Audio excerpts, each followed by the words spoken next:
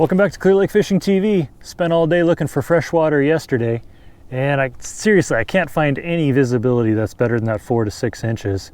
But I do think I have found a pattern, and it's basically moving baits and a lot of luck.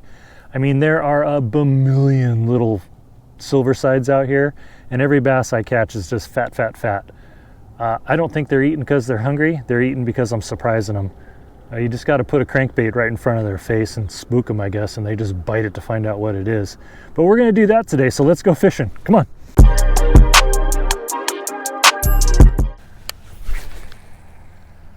I was super down on myself yesterday that the day before I could only find 4 fish.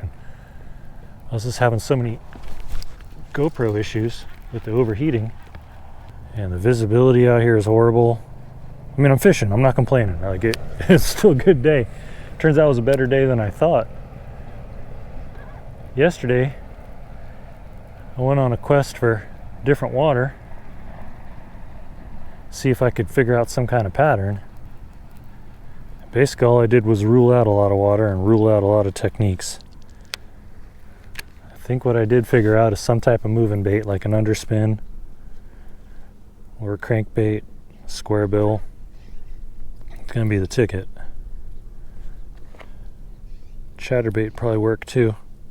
I think you just need to put something right in front of them, or basically hit them in the face and make them mad, and they'll reach out and grab it. But yesterday, I could not catch a bass. And the silver sides were so thick, you could about step off the boat and walk to the shore if you needed to. Bass I caught the day before were all pretty fat. I'm just going to assume they're full of silver sides. All that rambling to say, everybody I've talked to says you're lucky if you get 3 or 4 fish in a day. And it's just a grind out here. I got a really nice 13-pound channel cat yesterday. Thing was a beast. Put up a hell of a fight. Almost made me want to load up my catfish gear and just catfish today. But I'm not giving up on the bass just yet. I got 3 more days out here before I got to go home. And if band practice gets canceled, I'll stay longer. But here's hoping we find them today. Appreciate you guys coming along. Game plan at this point is to throw this crankbait in my underspin until my arm wants to fall off. See how that strategy works out. There was more of that green and less of that brown in these weeds, and I'm pretty sure that this little bay would have every bass in Clear Lake. I'm happy, happy, happy when I can find green grass in the fall. Last year I was able to find it and it was pretty productive. This fall, not so much. Really hope it starts raining here soon. This lake is so low. I got word that the beach at Clear Lake Oaks is now officially closed too. So the only place you can launch a boat is 5th Street. I got a single axle trailer, and I still got about 2 feet before I'm at the end of the ramp. But for y'all with bigger boats, be careful. Oh. Well, I just got hammered. Oh, I love that. God, I love fishing kitex. Thump. I was throwing a 3.3 on a little underspin yesterday, and I kept getting these little nibbles. Like I thought it was a bass just not committing or tail striking it. And then I pulled in a threadfin shad. So the bigger bait fish are up here feeding on these smaller bait fish too. He had a hold of that little kitech tail, something fierce. Didn't let it go till I had him in the boat. So GoPros in the summer, like, it's a big deal.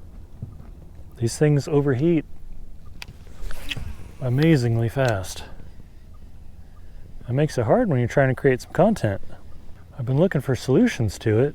Nick, the informative fisherman, took some of his cases, painted them white. He says that helps, gives them a couple extra degrees before he starts overheating. It's been in the low 90s, and I'm overheating before lunchtime out here. Now, this is not cool when it's like so hard to find a bite.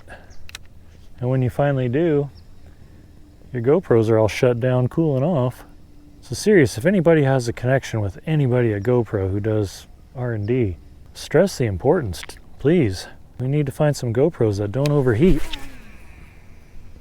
I think there was a big kayak tournament out here last weekend. Done a little tournament fishing off bass boats. I think I'd really like doing tournament fishing off of a kayak. I really like kayak fishing. Puts you in touch with the water in a way you just don't experience on a bass boat. It's hard to describe, but if you've done it, you know.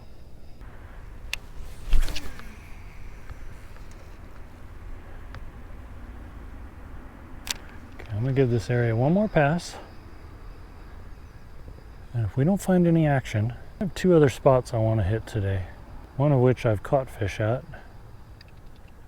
And the other is just an area I want to check out. I think I can throw crankbaits all day long if the fish are there. That looked like a carp.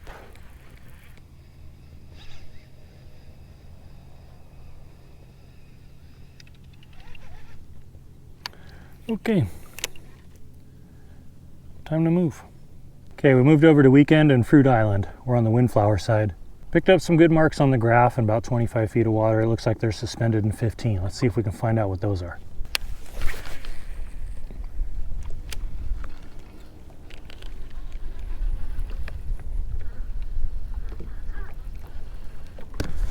Look at that. The graph is all kinds of lit up.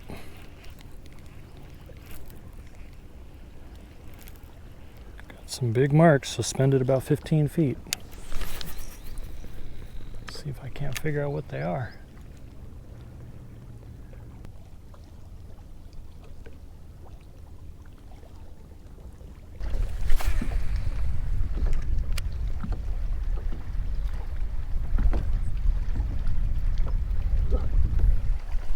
Shh, it's just a deer.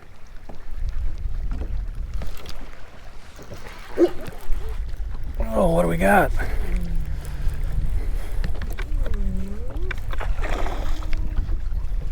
Feels like a good one.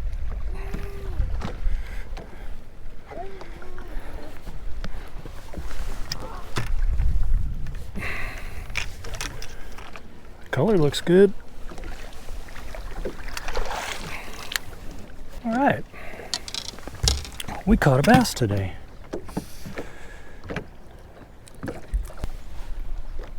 All right, chunky, nice one.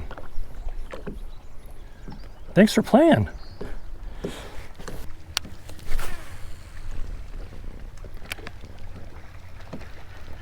Well, I worked that area where we caught that one pretty good. No more bites. I was hoping there was a little school hunting right there. But we got the skunk off the boat. So let's see if we can catch another one.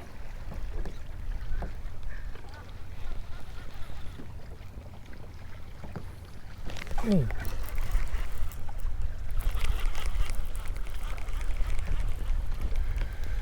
Dang it.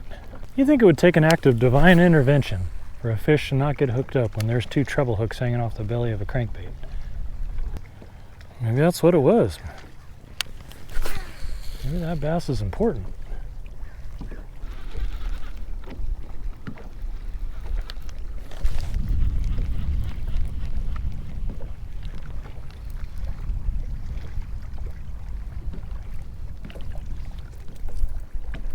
Man, something knocked that stupid.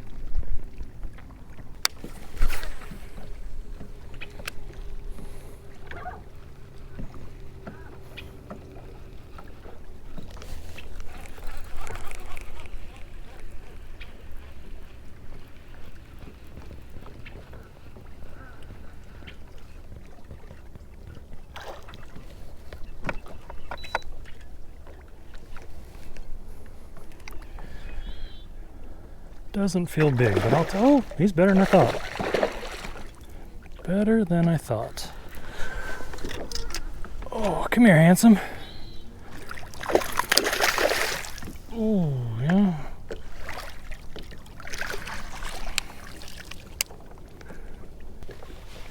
That's a respectable bass.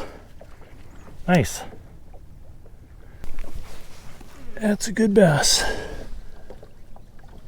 Probably a 3-pounder.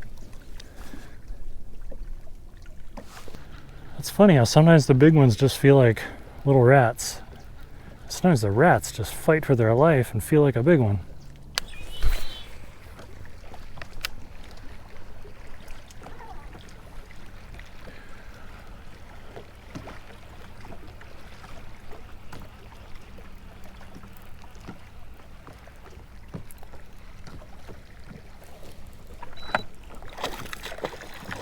Stay down.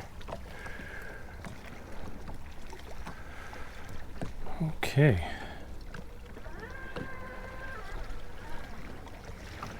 This one looked pretty good. Hopefully it's hooked well. I heard a hook shaking when it jumped.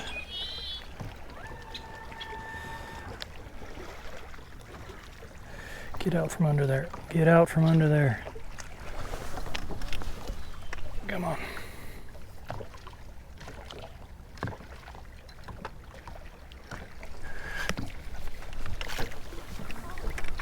Man, you're a little football.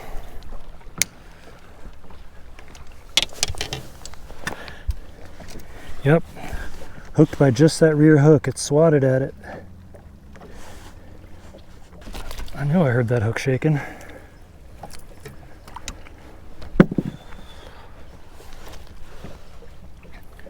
All right. Another decent fish. Hang on there, pal. All right.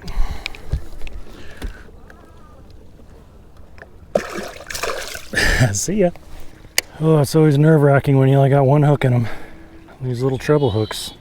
If it ain't hooked in the right spot, like that one was, thankfully, it's easy to rip that out. These are the conditions where it's so important to have, hold that thought. Oh! No! That one felt respectable too. Of course, all the ones that get away do, don't they? Oh. So ironically, I was just starting a thought that was, these are the conditions where it is so important to fish the right rod with your crankbait. That meaning like a medium action rod, one that has some good bend to it and a soft tip. You know, if you do a medium heavy and you got these kind of conditions where the fish just can't see very well and they're just trying to reach out and touch something, and you're catching them with that back hook, you know, you just don't get them very well.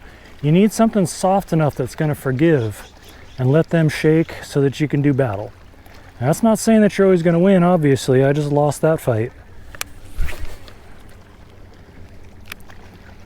But it's so important to fish the right equipment.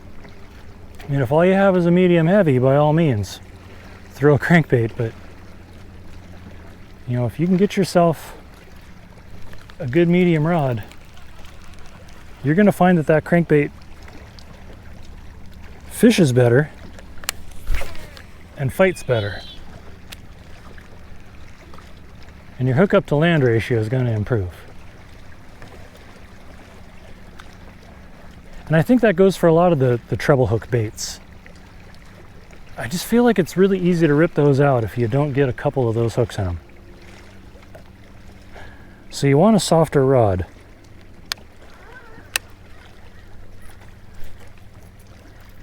You know, not this is anything new, but if you are new to fishing and you're interested in picking up crankbaits,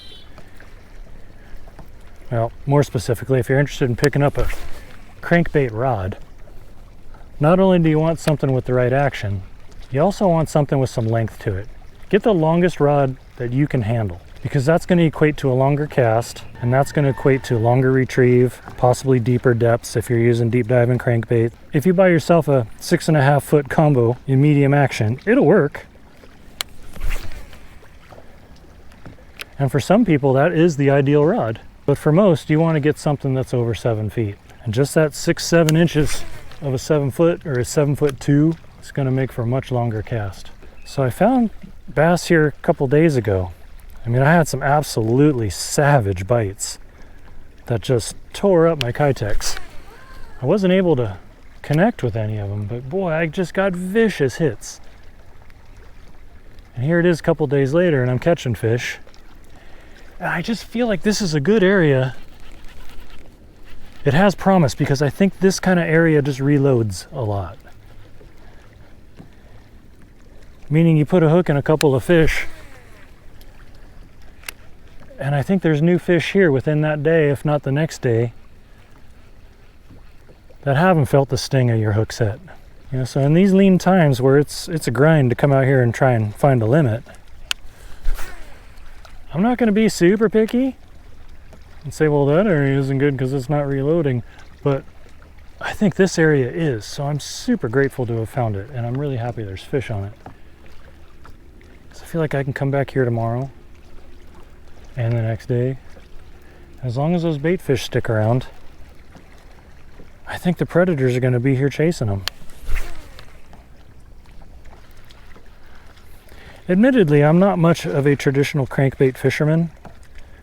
I'm a patient fella, but for some reason I lack the patience to sit there and fine-tune these things so they run straight all day long.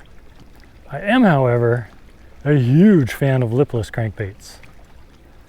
I just can't seem to get bit on it this trip. Not to say it's not on the deck, and I have been throwing it. If you've watched any of my other videos, you probably know I'm a huge LV500 fan. Hey. Okay, buddy. You had that front hook in your mouth. Okay, seriously. We're gonna end up married here if you don't stop that. Everybody loves a crankbait, huh? Gosh dang, they're cute. You're gonna grow up to be a savage, aren't you? Yes, you are. Yes, you are. See you next year, pal. Look at that little belly on him. Look at that thing. Oh, you little fatty gordito. You know, I had all these aspirations to make myself a bass aquarium. Get something in like the 150 gallon range. Set it up in my office. Try and get some little crappie or bluegill. Pumpkin seed would be awesome. And a couple of bass in there. I started looking into it. And on top of the legal issues of transporting live fish,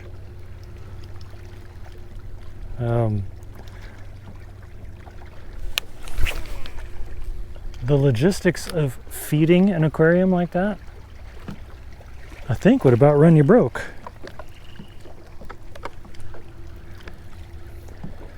Because even at the size I just caught, how many live fish you got to feed that little guy a week? Each fish is going to cost you $2 to $8 a week just to feed. And I don't know, I got a tackle addiction. I can't be taking on more dependents.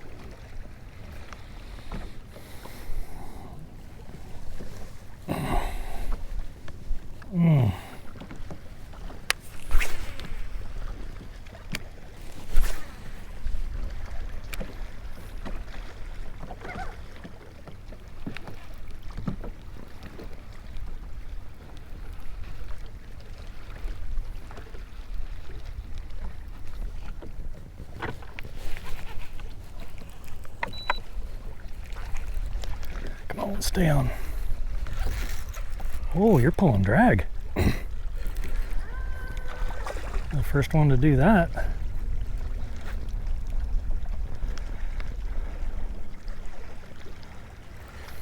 Well, this one feels respectable. We're just super angry. Ah, you're a good fish. Let's get you in the net.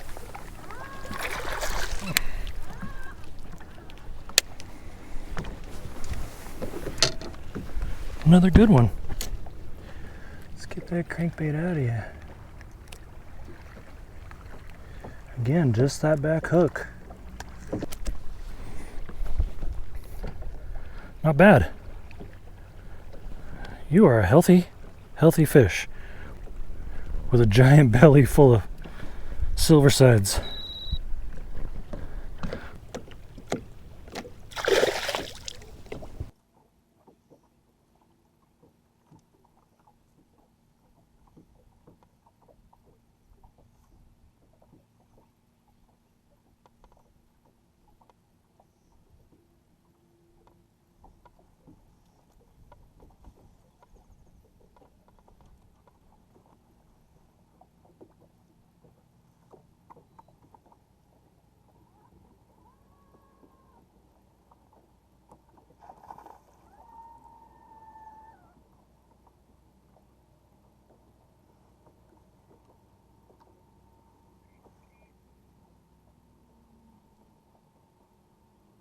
Let me get this in the boat. It'll be a limit.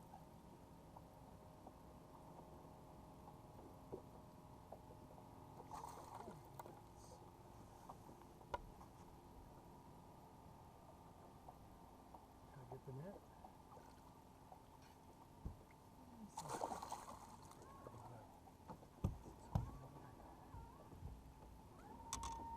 Yes. Okay, that's a healthy one. Nice. Alright guys, with that one, we'll call it a day. I got some obligations I gotta get to. Let's let him go. Got that one on an underspin, but the rest of the day, it's that crankbait that got it done. Thanks for coming fishing with me. I'll catch you next time. See ya.